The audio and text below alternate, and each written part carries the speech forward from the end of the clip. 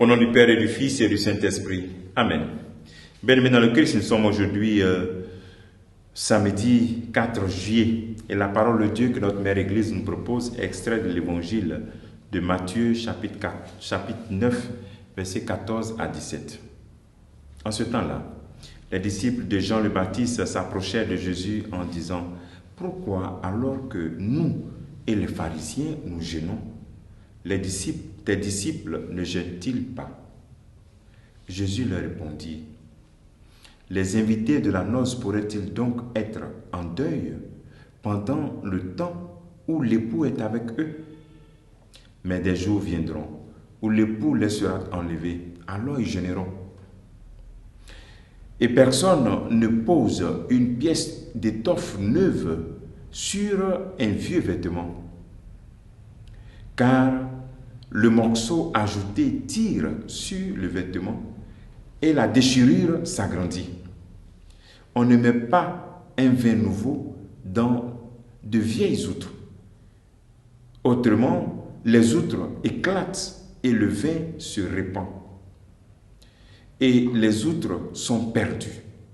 Mais on met le vin nouveau dans des outres neuves et tout se conserve. Acclamons la parole de Dieu. Louange à toi, Seigneur Jésus.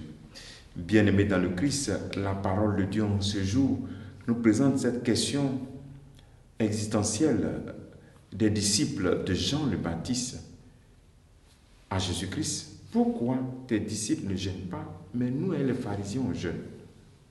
Et le Christ profite pour montrer un peu la finalité aussi du jeûne. Quelle est cette finalité du jeûne? Il faut reconnaître que le jeûne aide à dominer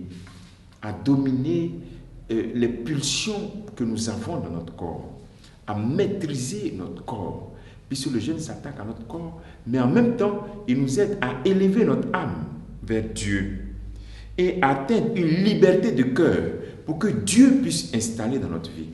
Mais le Seigneur voulait qu'on puisse comprendre qu'il ne faut pas jeûner pour jeûner. Il faut jeûner dans cette finalité. Mais pourquoi je veux maîtriser mon corps?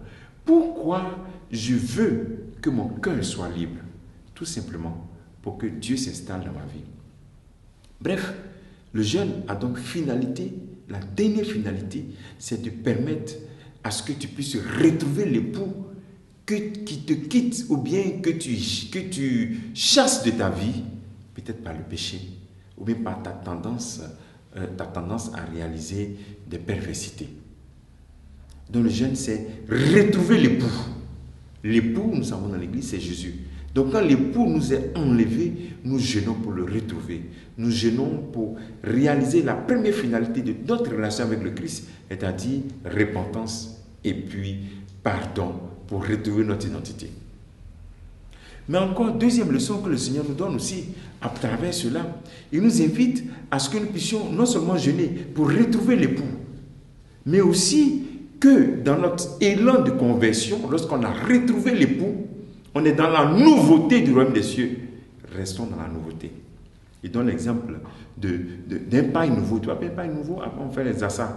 Tu vas faire des assas avec des pains nouveaux, des nouveaux pains, avec ancien pain. Non. Ancien là, c'est déchiré, ça a gâté le pain. Les outres.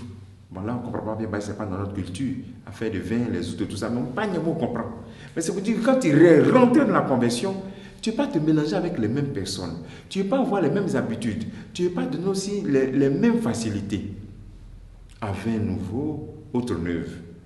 Donc quand il y a un pain nouveau, tu ne peux pas mélanger avec ancien. Tu ne peux pas dire, bon, j'ai changé ma vie, j'ai décidé, j'ai donné ma vie à Jésus, mais pourtant tu marches avec les mêmes amis qui ne croient pas en Jésus. Quand tu as jeûné pour retrouver l'époux, possède-le. Et puis que des ruptures. Rentre dans cette nouveauté-là. Tu ne peux pas donner toute ta vie à Jésus et puis avoir encore ton pied derrière. Tu ne peux pas mettre la main à la charrue et puis regarder encore en arrière. Demandons au Seigneur au cours de cette journée cette grâce d'abord de jeûner pour beaucoup de raisons. Mais la raison finale, retrouver l'époux dans ma vie. Jésus n'a grande dans ma vie. Et quand je l'ai retrouvé, cette nouveauté-là, de quitter tout ce qui m'empêche et de rester dans cette nouveauté. Que le Seigneur nous donne cette grâce en ce jour, qu'il te bénisse, qu'il nous bénisse tous, au nom du Père et du Fils et du Saint-Esprit. Amen.